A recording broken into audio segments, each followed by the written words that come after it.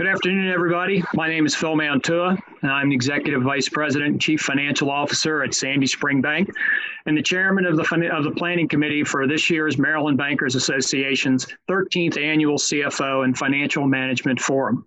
Joining me here today are the other members of the committee, who will each introduce themselves in just a few minutes. We're here this afternoon to welcome each and every one of you, and we are probably going to experience around 60 participants for this year's event. It's always great to see some familiar faces and exciting to see some new faces as well. It's going to be a fantastic 2 days, and we are excited about the agenda and the lineup of presenters we have assembled for you. Over the next 15 minutes, we're going to provide some welcoming comments and host some conversations with all of you. During these conversations, I will prompt you with some questions and encourage you to engage in the discussion through the chat feature as we kick off our 13th annual forum. As you know, this event provides timely and informative sessions that offer strategic insights and critical industry updates for CFOs, CEOs, controllers, and other financial professionals. At this time, I would like to ask each of the Planning Committee members to introduce themselves and to share with you what value the CFO Forum has brought to them and to their banks. We'd also like you to introduce yourself in the chat and to share with us as well the value this event brings to you and your bank. So now let's start with Tanya Sturm. Afternoon, Tanya. Hello to all. I am Tanya Sturm. I am the Senior Vice President and Chief Financial Officer at First United Bank and Trust in Oakland, Maryland.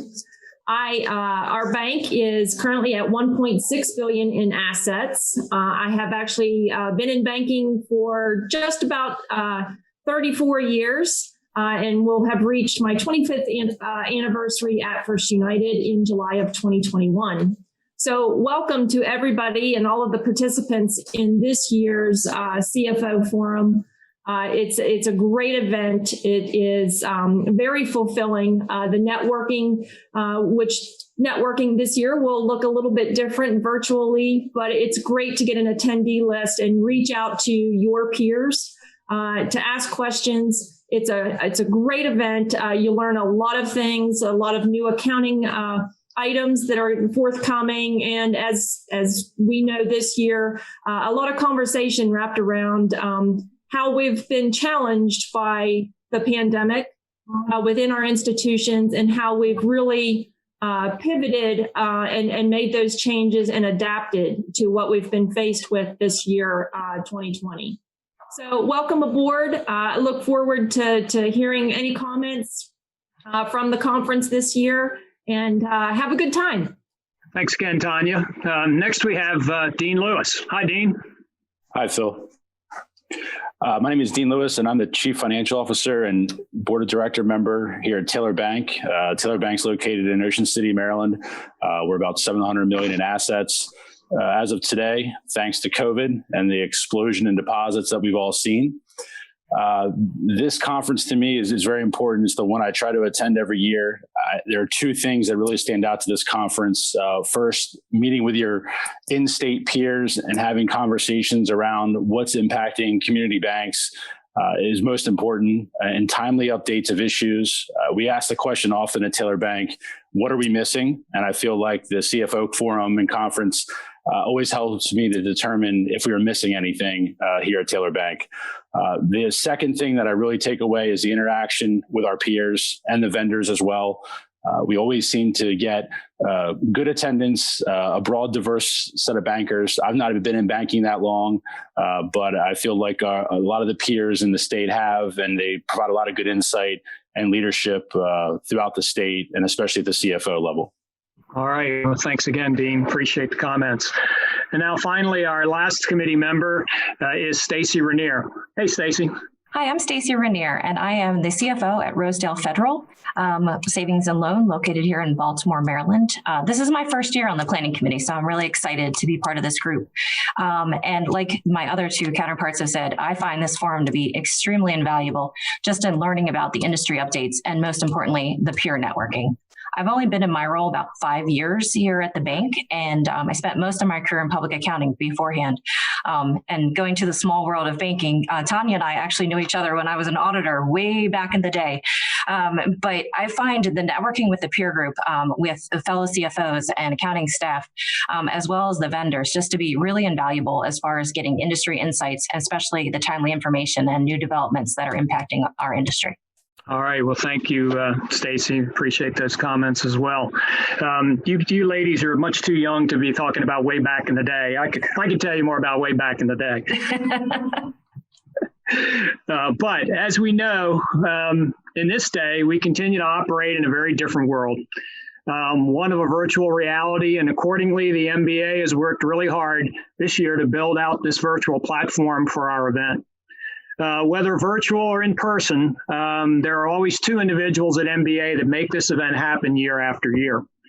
The first is Cindy Gentlecore, MBA's Executive Vice President and Chief Operating Officer. She spent a lot of time this year researching the various virtual alternatives to make sure we would have the most effective platform and provide you with the best possible learning experience and environment. Also, of course, is MBA's Ann DeVilbus, who's the Education, Events, and Marketing Specialist. And Ann always handles all the processing of the registrations and the marketing distribution for our event. We certainly thank both of them for all of their hard work and appreciate all of their efforts again this year. If you have any questions during the event, please reach out to each of them to have them answer your questions. We also want to thank all of our speakers and sponsors who have embraced the virtual platform as well and are excited and ready to go, as all of we are as well.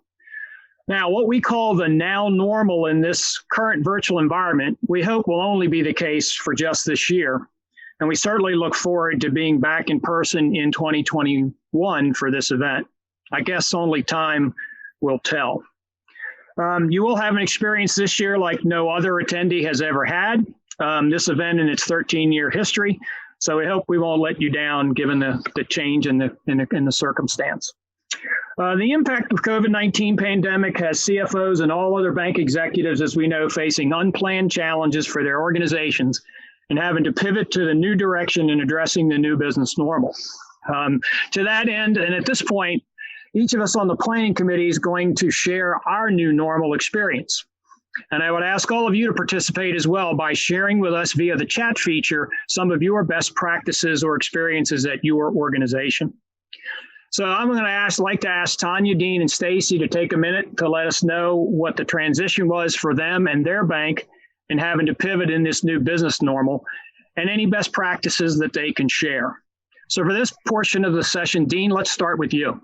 It certainly has been a challenge, no matter where you're located in the state. I would say, Phil, you're one of your favorite topics, and mine as well, is human capital. And I think that came into play more than ever with this pandemic, whether it's PPP and taking staff out of the branches to help with applications and processing.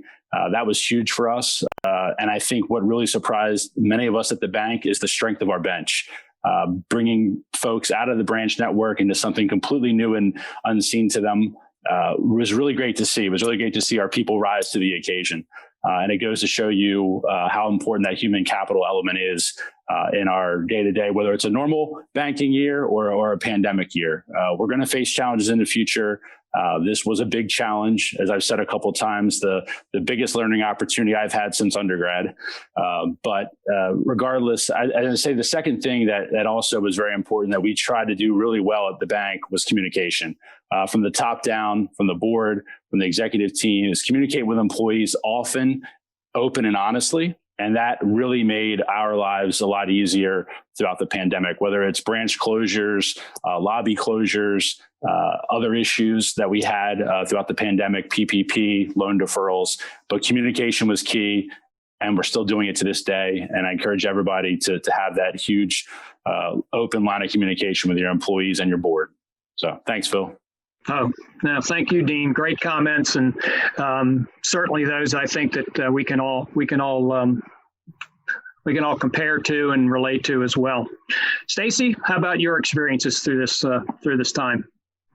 I think I have to echo some of what Dean said. We also experienced the depth of our bench in a big way. Prior to COVID, we actually did not do small business banking or small business lending, I should say. And so PPP was a brand new product that we actually launched from infancy. And we just were amazed at how nimble our bank could be. And I think that was a big lesson to us, is that we can move faster with change. And I think that's something we're actually trying to take with us as we hopefully start to see the end of COVID, is that, you know what, the speed of how we get things done at the bank can be increased. So we're trying to look at the positives of things. Especially as other things we had to deal with, branch closure, new ways of banking. The drive-through became all of a sudden a very popular place to do all our banking. And we also learned, the importance of communication, both internally and with our customers. I think, we really stepped up our communications with our customers. We began making appointments with them to come into the bank. So still trying to create that community banking feel that we're known for, but just having to do it slightly different. So I think that's just I think the theme was just doing things slightly different, but still staying true to who we are. Excellent. Thank you, Stacy. And now let's hear from you, Tanya. What happened out in the western part of the state? Thanks, Phil. And as Stacy echoed Dean, I need to echo both Stacy and Dean. Really, of course, first and foremost, our biggest challenge was the PPP.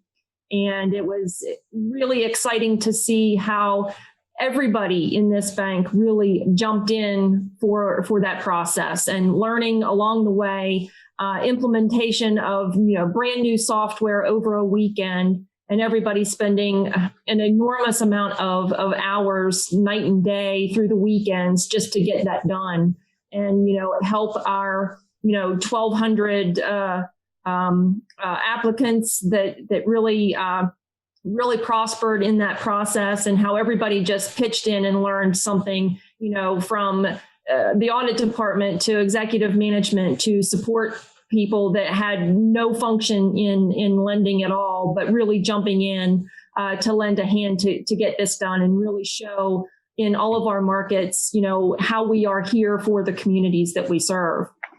And again, just as Stacy and Dean both said, communication is key and continues to be key, both with our customers as well as all of our associates. Reporting to weekly meetings, having those Teams calls, every other day, getting updates from our team for the coronavirus, as far as where we are in all of our markets, closing our branch lobbies and then reopening our branch lobbies, and still staying in tune with what's happening in our markets. We've seen a little bit of a spike in some of our markets. So, everyone's now fearful of, do we have to reverse anything? So really staying on top of where we're at, continuing to stay very cautious in everything that we do, but really just everyone being nimble, keeping the communication live every week, making sure everybody stays abreast of what's happening out there. So that's just been very key, and it's paid off for all of us here at First United. We've been very resounding, looking forward to the end of it, and looking forward to what might be the new normal going forward. Thank you, Tanya, as well. Being the last one to comment on this, it's kind of hard to have any original material, so to speak. But for us at Sandy Spring, there was one thing I would say that was unique for us, and that's the fact that we had the experience of trying to complete an acquisition and a full integration of another pretty sizable bank in Revere Bank throughout this whole pandemic, situation.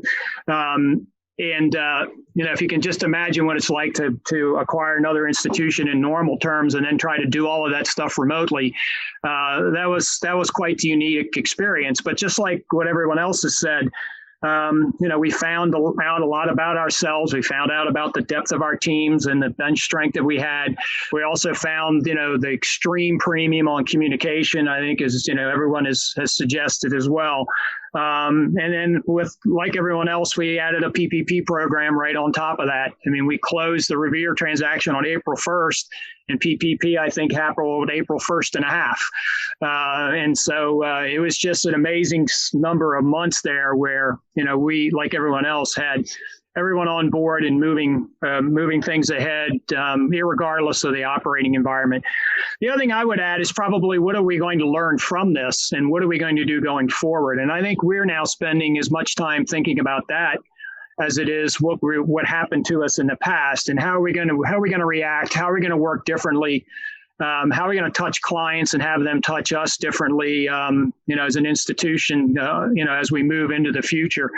And, what will be the technology required to do so, and for all of us to remain competitive in most likely a very different operating environment in the future than the one in the past, and even the one we've experienced here in the last 8 to 9 months. So, I'm sure for those folks that are out there, we're going to hear some other things that are going to be of interest to all of us as well. So now hopefully everyone's had a chance to check out everything on our virtual platform. And if you haven't, please do so during the breaks. Cindy tells me it's pretty amazing. I want to remind you that the speaker bios, the session descriptions, the program evaluation form, the sponsor directory, and all the other resources are available under the events resource tile. So please take a moment to review that information as well. I'll also ask you to complete the program evaluation form by the end of the day tomorrow. And please also check out the MBA tile, which contains a variety of information about MBA and what is available to you as a member of the MBA, including some history, as 2021 will mark the MBA's 125th anniversary, which is a great, great milestone. I also need to take a moment to thank all of our sponsors. First, our gold sponsors.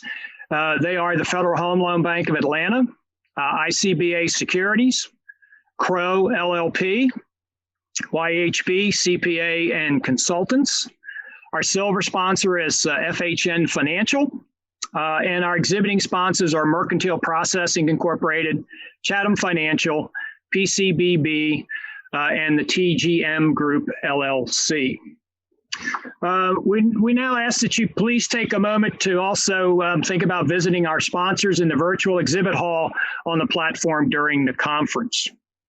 And lastly, I encourage everyone to take the opportunity during the event to make this as an engaging experience for yourself by participating in the chat during all of the sessions, and to visit with our sponsors in the virtual exhibit hall again. Before we close, I'd like to ask Stacy, Tanya, and Dean once again here, each to give us a few words as in a closing message for everyone as we kick off this 13th annual forum. So this time, Stacy, I'll start with you.